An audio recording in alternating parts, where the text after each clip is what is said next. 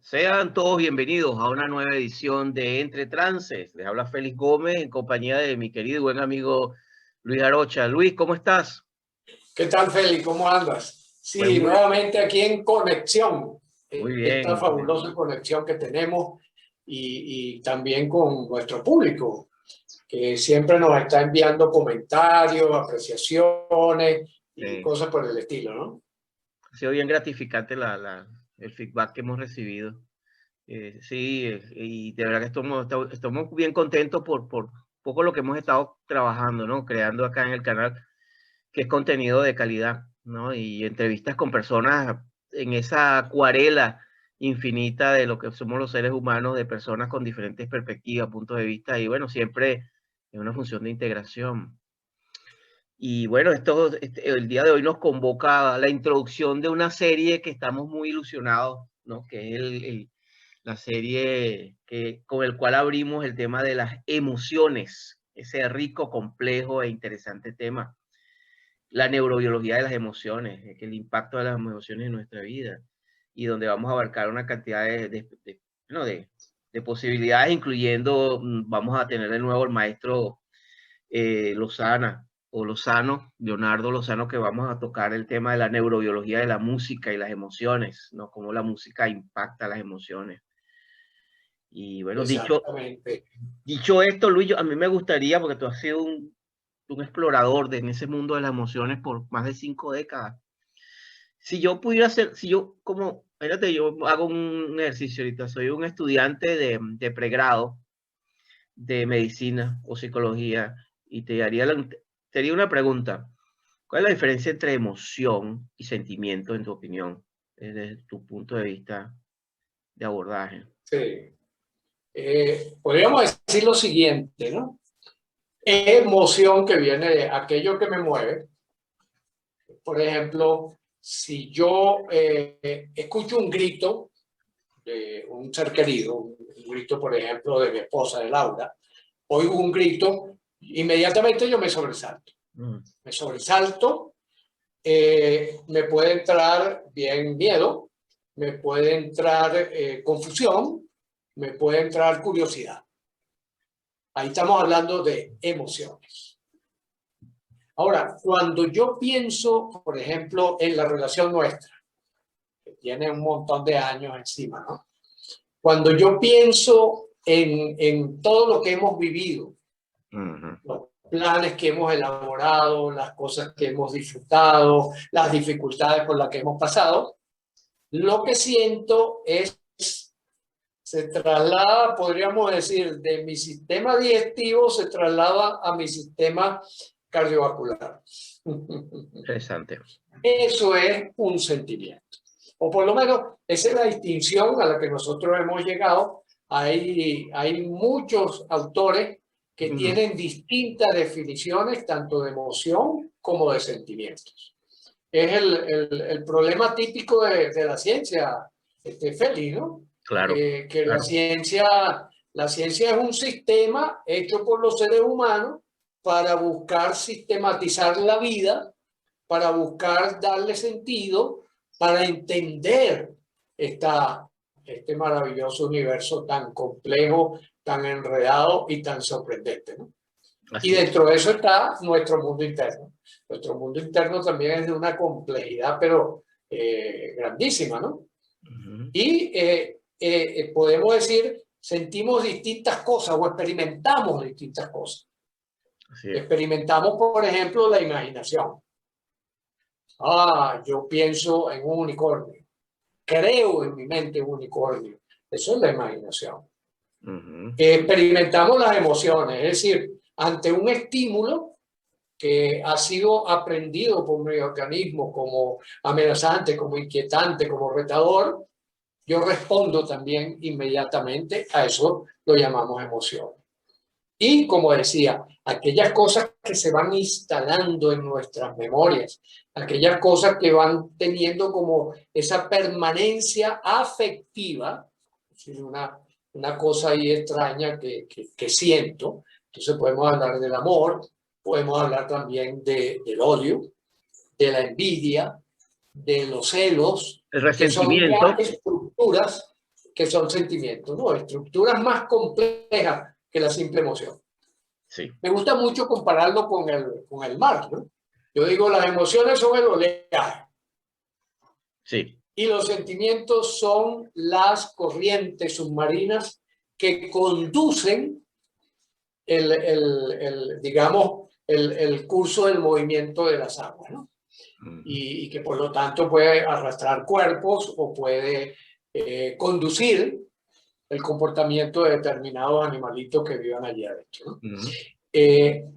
Esa es la distinción que hemos hecho después de muchos años, como dices tú, de pensar, analizar, revisar, hacer práctica clínica, investigar en este campo. Y es importante esto, Félix, porque de alguna manera difiere según autores. Claro. Difiere según autores, ¿no? No sé cuál es tu experiencia al respecto o la manera como tú lo vas sintetizando. Yo con todo este equipo que hemos llamado Neurocodex, hemos hecho un desarrollo que consideramos que es la continuación natural de un montón de teorías, y de prácticas que nos van orientando en esta búsqueda, ¿no? Mira, una de las cosas más interesantes, Luis, que yo creo que nos lleva en este viaje por el mundo de la psicoterapia, el mundo de la salud mental, es que yo estuve leyendo recientemente una publicación de la Universidad de Sydney, que ellos hablan de que cada año surgen aproximadamente entre 200 a 250 modelos de la mente cada año. Y es una especie, yo se lo decía en una conversación, en una ocasión a Bill O'Halloran, que es William Hodgson, o Hallon, el que fue alumno de Erickson en un seminario que hice con él. El libro se llama Raíces Profundas, uno de los tantos de Bill O'Halloran. Pero que yo le agradecía su libro, ¿no? Raíces Profundas. Y entonces él me mira así como, ¿por qué razón, no? Si es uno de mis peores libros, me dice. Es uno de mis libros más malos. Y yo le digo, mira, lo que pasa es que yo lo que te agradezco es que cuando yo leí ese libro, yo tendría 19 años. Y en medio de esa jungla de teorías y percepciones, al fin y al cabo, percepciones de tantos autores, tú lo que hiciste fue como sistematizar, ordenar la jungla de teorías que hay allí. Entonces me quedo viendo y dice, oye, mira, yo no lo había pensado así, pero oye, gracias, pero no lo había pensado así, ¿no? Sí. Y yo creo que el gran tema, que es algo que yo he visto siempre, cuando uno se casa con la teoría, con una teoría cualquiera, puede ser la más hermosa de las teorías en términos, incluso entramos en el tema del fundamentalismo y las teorías, cuando una persona se vuelve un fundamentalista, y eso lo digo con mucho esto. Yo a veces encuentro, por ejemplo, en el psicoanálisis, gente que está en determinadas corrientes. No estoy hablando del psicoanálisis, sino algunas personas que toman el psicoanálisis casi es una religión. Entonces es una cosa que todo aquel que tenga un argumento, contraargumento diferente al modelo, entonces te consigues no con una persona con la cual puedes tener una conversación de argumentos y contraargumentos, sino un fundamentalista de una secta. Y entonces, o los que convierten a Jung, por ejemplo, que es un autor que yo me parece que es muy, muy importante, porque Jung dijo, entonces hasta ahí cuando dice, porque Jung dijo, o sea, sí. Jung, o sea, Jung es un dios, lo mismo los freudianos, hay muchos freudianos que, bueno, porque Freud dice, ¿no? Y claro. Fíjate que el mismo Freud, y eso también se lo escuché en una entrevista a Howard Gardner. Cómo no. Las inteligencias múltiples. Inteligencia múltiple, sí. Donde él establecía la diferencia entre los fundadores de determinadas teorías y los seguidores. Claro.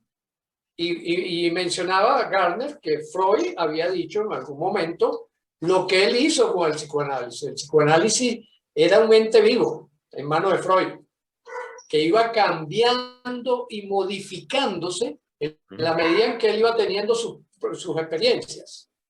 Claro, quizás en una época, en primer lugar, donde la personalidad era muy importante para el desarrollo de una teoría. Es decir, ¿quién generaba la teoría? Claro. ¿No? Y Freud fue un individuo de mucho peso, al igual que Jung también, ¿no? Sí. Entonces ellos generaron una versión muy de ellos, ¿no? Entonces, pero estaban en esa búsqueda permanente, estaban en búsqueda permanente.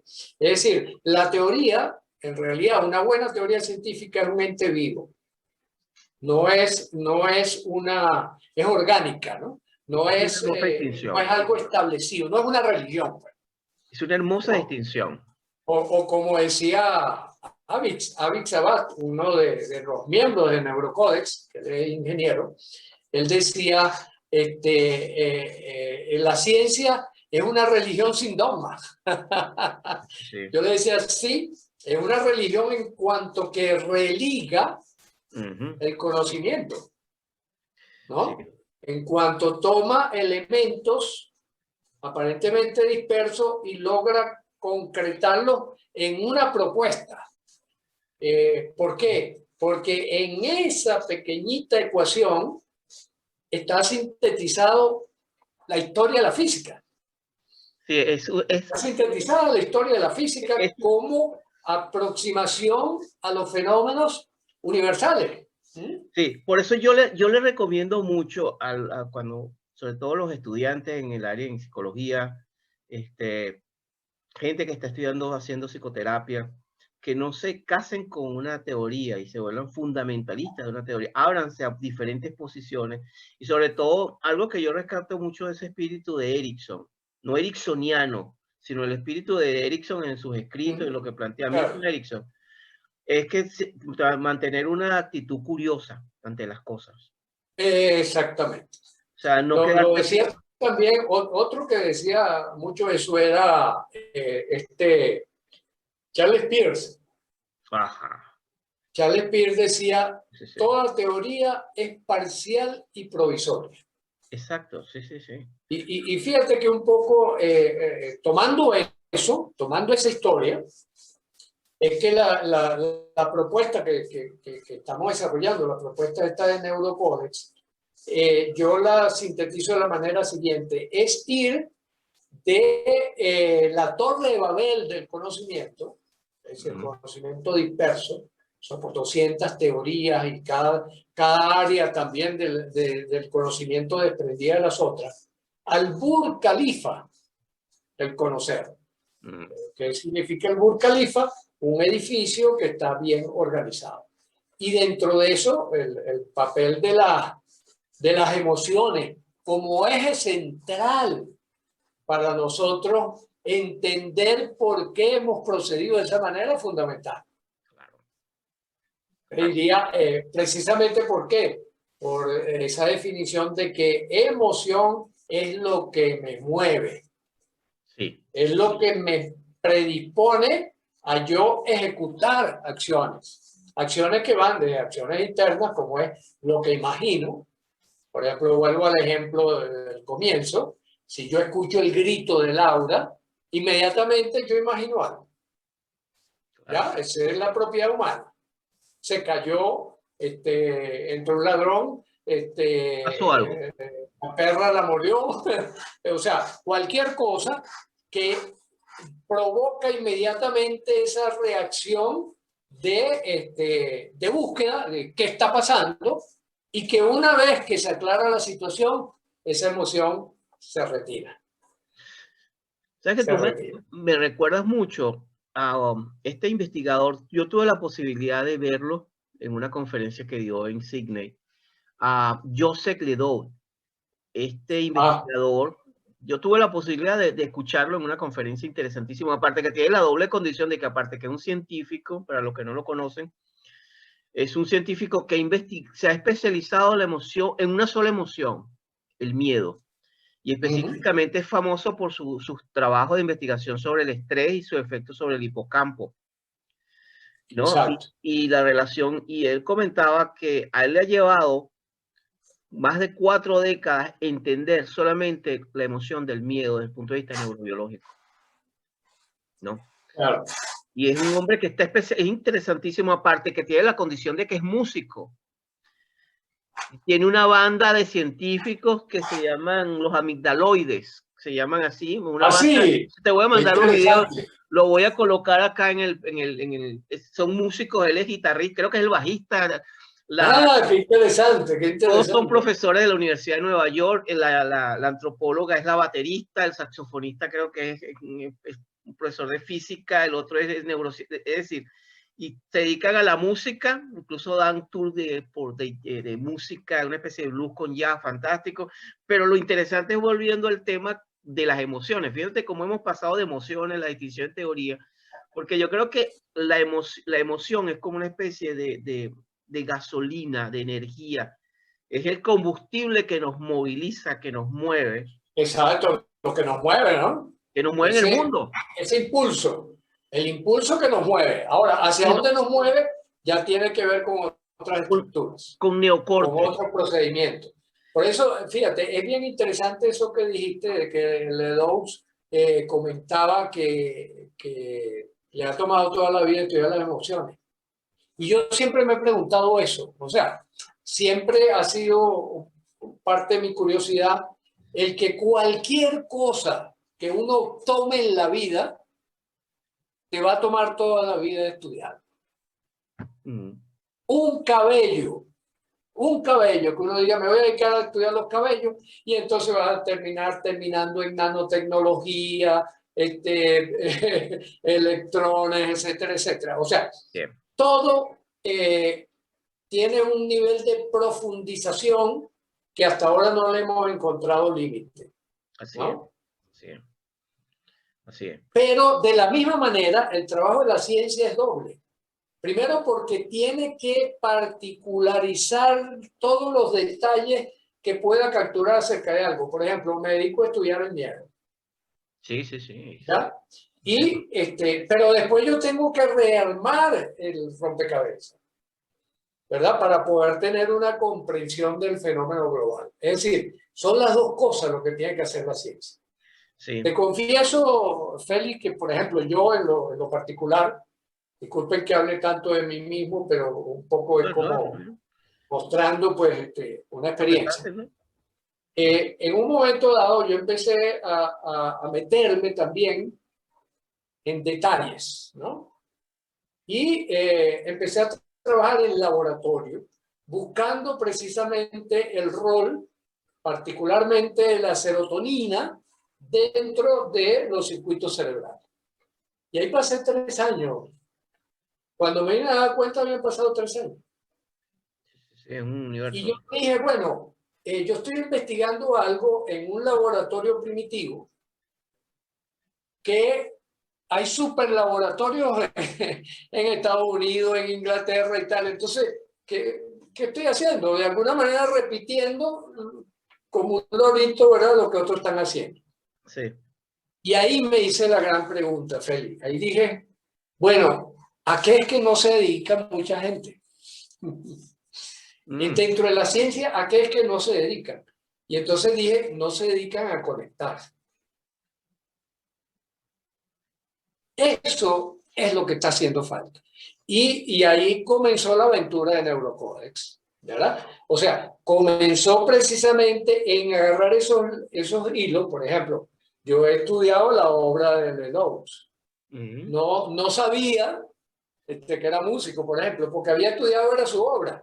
¿Qué es lo que él va encontrando en emociones? Pero también entonces estudio a Davison, ¿qué es lo que él está encontrando en el foco? Y estudiamos a Gardner, qué es lo que está encontrando en la inteligencia. Y estudiamos las terapias que resultan efectivas para modificar eso cuando ha estado trastornado. Y de la misma manera también, cómo hilamos, por ejemplo, con la psicología positiva, que plantea otro escenario, plantea el escenario y qué pasa del otro lado, qué pasa del otro lado del espectro, el saludable, el que cada vez puede ser más saludable. Ujú. Fíjate Mira, aquí que está, ahí, aquí lo tengo, aquí lo tengo. ajá, Se llaman exactamente los amygdaloids. Es el nombre de la banda. de la banda. Sí, mira, aquí está, aquí lo tengo en pleno. Exacto. Y fíjate por qué se llama la amígdala, ¿no? Los amigdaloides. Se llaman Exacto, los amigdaloides porque es en la amígdala, esa unidad también que separamos del resto para estudiarla, ver qué detalle nos brinda, donde podríamos decir se constituye una especie de nodo de encuentro de aquellos impulsos que terminan traduciéndose en miedo. exactamente. Y que ha jugado un papel fundamental en nuestra supervivencia como especie. Por supuesto, por Sin supuesto. eso, nosotros como no estuviéramos acá. Sí, sí, yo digo, lo digo de esta manera, las emociones están para sobrevivir Exacto. Ahí, fíjate, y viene deben durar, y fíjate bien, siempre se lo digo a los pacientes, deben durar lo que dura la amenaza. cuando hablamos del miedo. Vuelvo al ejemplo inicial. Oigo el grito de Laura, me asusto, pego la carrera, subo la escalera y resulta que, supongamos, estoy inventando, ¿no? Que vi una cucaracha, ¿no? Magnífico. Entonces, ¿qué pasa con la emoción? ¿Qué pasa con ese miedo que se disparó? Bajó. Vuelve otra vez a su nivel de base. Aquí es donde quiero detenerme un poco, Luis, porque una de las cosas que yo observo en estos tiempos actuales es que las emociones muchas veces son vistas, en muchos casos, por mucha gente incluso psicólogos mismos, como emociones positivas y emociones negativas. Yo creo que eso es un error. Las emociones Sí, son como el cuadro que tienes en el fondo. El hecho de que ese cuadro esté allí constituido con diferentes tonalidades, lo que le da la tonalidad completa al cuadro, con forma. ¿Qué pasaría si solamente tú dices, yo voy a pintar solamente con colores pasteles de tonos oscuros? Bueno, no pasa nada, es un estilo, pero si tú quieres claro. cambiar, tienes que cambiar. Lo mismo pasa con las emociones. Las emociones todas tienen una función. Sí, El miedo tiene una función trascendental en ciertos contextos. Es diferente al por estrés supuesto, claro. postraumático, que esa es otra historia. Pero el miedo tiene una función biológica, neurobiológica, que nos ha permitido sobrevivir como especie. Y de hecho, la alarma es un sistema que no está medido por las creencias o el sistema consciente o el prefrontal, es el sistema instintivo de Sí, sí. No supervivencia. puede, no puede esperar, no puede esperar a que tenga conciencia. Estás No, no, no. manejando, viene alguien Claro. encima y tú no estás pensando, bueno, que este señor tiene una depresión, a lo mejor tiene un estrés. No, tú inmediatamente mueves el carro porque es una cuestión de supervivencia, es una cuestión de Con microsegundos. el susto que te pegaste, claro. O viene una Sí. serpiente, ves una serpiente de estas acá que son mortales y tú no estás pensando, oye, el sistema neurobiológico de la... No, no, inmediatamente es algo que va más allá de ti y tiene una función extraordinaria. Pasa lo mismo con emociones como la tristeza. Tiene una función de ser el disfrute, también tiene el placer, tiene un sentido. Es decir, cada emoción hay que darle una importancia porque es como la parte de verlo como energía. Las emociones son fundamentalmente energía que nos mueven. Claro. Y en la medida que uno tiene contacto con esa rica capacidad de las emociones, puede construir un telar, un rico tapiz de emociones que nos permiten. Esa es un poco la metáfora, Luis, como cuando tú juegas ajedrez. Cuando tú juegas ajedrez, una de las cosas fundamentales de un jugador de ajedrez, sobre todo, es entender sus piezas. Tú eres como un general que está moviendo las piezas y hay una pregunta que es muy importante cuando uno juega ajedrez y es preguntarle a tus piezas, ¿qué pieza me falta desarrollar? ¿Y cuál es la comunicación que existe entre las piezas entre sí? Para que puedan armarse e ir contra el ejército enemigo. Porque si tú tienes piezas que están peleadas entre sí, es decir, que no se pueden mover, porque están bloqueadas entre ellas mismas, no van a poder hacer mucho. En cambio, tú ves que el otro ya va armando la reina con el alfil, con la torre, van en dirección al rey. O sea, van en una sola, pasa igual con las emociones. Es como una metáfora, oye, ¿en qué medida yo puedo empezar a contactar la rabia? Que es una emoción que es casi como que no muy bien vista. La rabia desde un punto de vista creativo es extraordinaria cuando se escucha, cuando se trabaja, Claro. cuando Te puede salvar la vida también.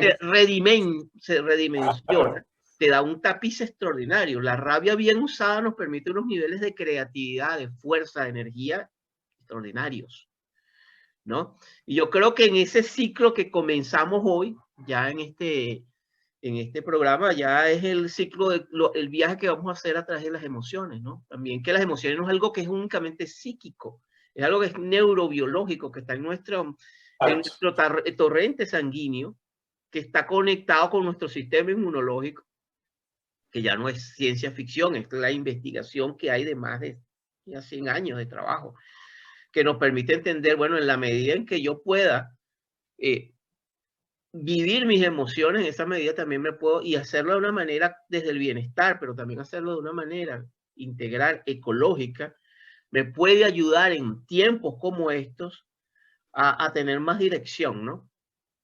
Exactamente, sí. Y fíjate que lo que tú has dicho, por ejemplo, puso de moda esto de darle valencia a las emociones, la valencia positiva, la valencia negativa. Sí. Un poco inspirado, me imagino, que en la química, por eso el término valencia, ¿no? Pero lo que tú dices es verdad, eso lo determina es el contexto. El contexto es el que determina que una emoción tenga una valencia positiva o tenga una valencia negativa. Exactamente. Igualito que los componentes químicos a nivel subatómico, ¿no? El electrón se comporta según la interacción que tenga con la luz y con los muones claro, ¿no? O sea, es el contexto el que va a ser, y por eso tuvieron tanto tiempo los físicos perdidos cuando empezaron a estudiar el mundo subatómico, porque no entendían ciertos comportamientos que pretendían atribuirle al electrón por sí mismo. Y no, es el contexto. Entonces igual pasa con las emociones. exactamente. Si yo le contextualizo la emoción, no la puedo entender. Sí. ¿En qué consiste la patología? Fíjate, esto es interesante. Es el planteamiento nuestro, ¿no? La patología consiste cuando descontextualizas la emoción. Al descontextualizar la emoción, el resto del sistema, sentimientos, pensamientos y acciones, se desajusta también. Y se pone a trabajar en función de la emoción y no del contexto. Por eso es que la persona está encerrada en el ascensor, tiene un ataque de pánico, tiene una fobia tremenda, tiene un ataque de pánico, y tú le dices, mire, pero si el ascensor se está moviendo. ¿Por qué? Porque él perdió la capacidad perceptiva del contexto porque está atrapado por la emoción. Claro, claro. Entonces, cuando tú le devuelves la percepción, y en esto abrieron un camino sumamente interesante, Milton Erickson, cuando tú metes la lupa desde esta perspectiva en lo que hacía Milton Erickson, que era lo que Milton Erickson hacía, recontextualizaba a los pacientes. Sí. Esa era su gran magia. Lo sacaba del contexto de estar metido en el interior, dominado por la emoción, y lo llevaba a otro contexto. Sí, claro. Por ejemplo, empezaba a hablar de flores. ¿Tú recuerdas? Le tiraba la mano, y cuando la persona le iba a dar la mano, la dejaba caer y le daba una instrucción hipnótica. Y entonces la persona entraba en trance. Sí. Un trance guiado por Milton. ¿Recuerdas la hermosa historia de la dama, la reina de las violetas negras?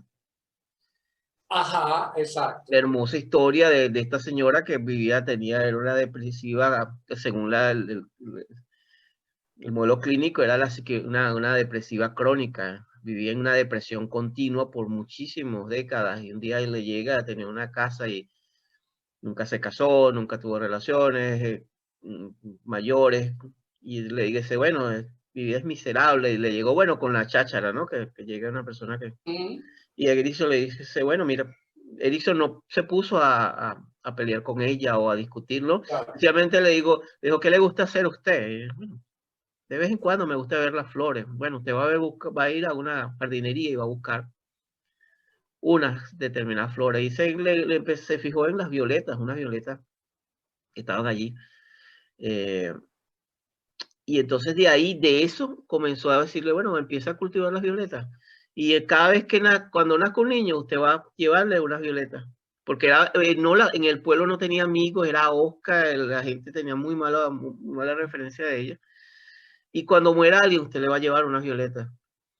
Y esa señora, ese acto comenzó a cultivar en su casa, que estaba descuidada, comenzó a centrar toda su energía, en vez de su depresión y en su tristeza, en hacer un hermoso jardín y dar violetas al pueblo para eventos especiales. Y en 10 años fue famosísima porque se convirtió en una referencia del pueblo, una atracción, y la llamaron la reina de las violetas. Cuando ella muere, le hicieron una especie de homenaje del pueblo agradecido porque siempre esas violetas representaban algo para una familia, un niño que nacía o alguien que fallecía o una persona que pasaba una graduación. Y cómo ese detalle de Erickson cambió Claro. la historia que me contabas de la taza, la hermosa taza de, de, de porcelana que tienes, Luis. Esta es una, podría contarla brevemente esa historia que me pareció tan cautivante. Luis me contó una historia hace unos minutos atrás, empecé el programa, que me pareció preciosa.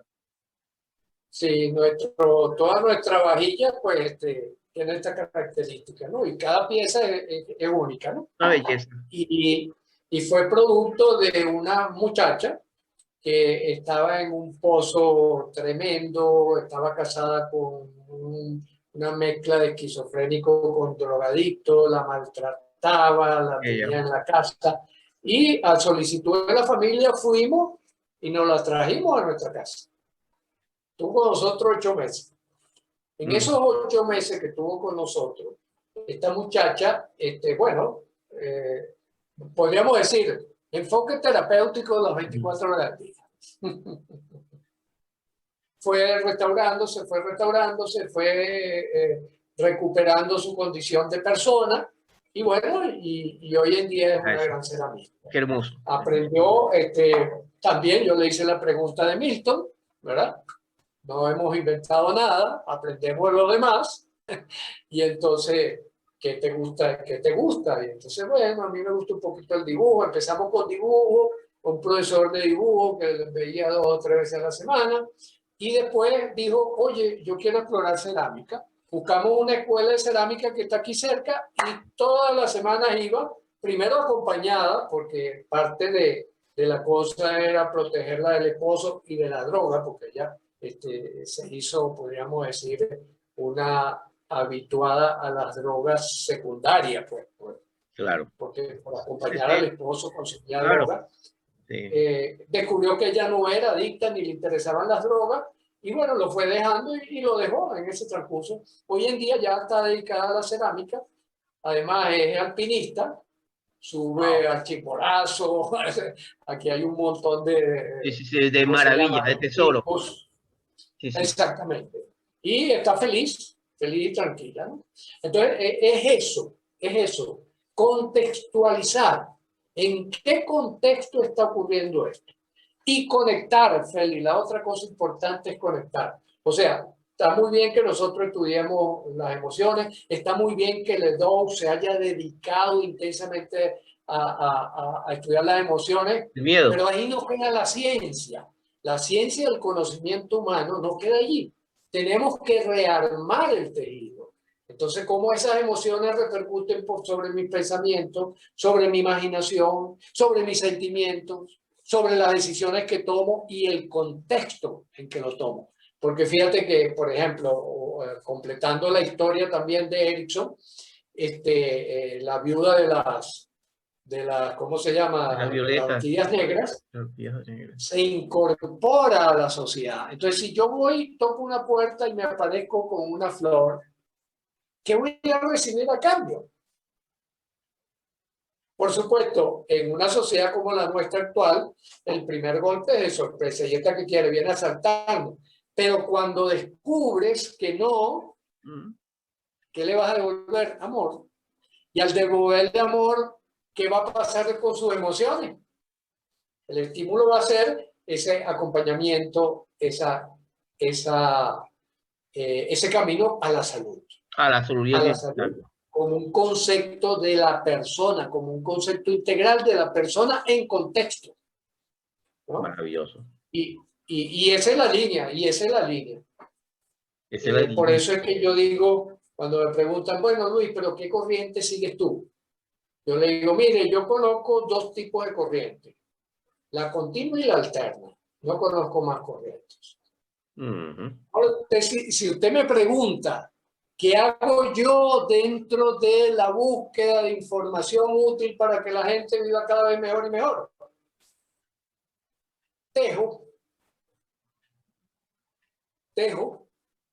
Y a eso nos hemos dedicado a tejer, desde el psicoanálisis hasta las últimas técnicas de bailoterapia, ¿no? Que no es otra cosa que integrar modelos para llevarlos a la acción y a la conexión con la vida. Partiendo de eso, de que la emoción es el motor que te impulsa. Claro. Y que por lo tanto tiene que contextualizarlo y aprender a modularlo, porque es el disparador inicial.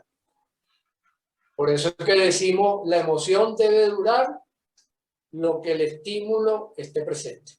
Maravilloso. Bueno, Luis, con esto ya vamos cerrando el programa. Hasta la próxima, próximo encuentro.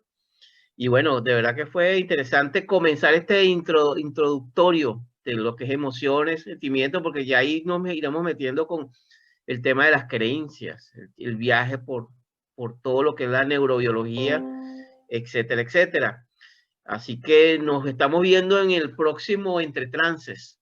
Y un saludo a toda la audiencia. Un gran saludo a todos y un abrazo para ti, Feli, para todos nuestros oyentes. Y seguimos. Seguimos el viaje. Seguimos el viaje. Hasta la próxima.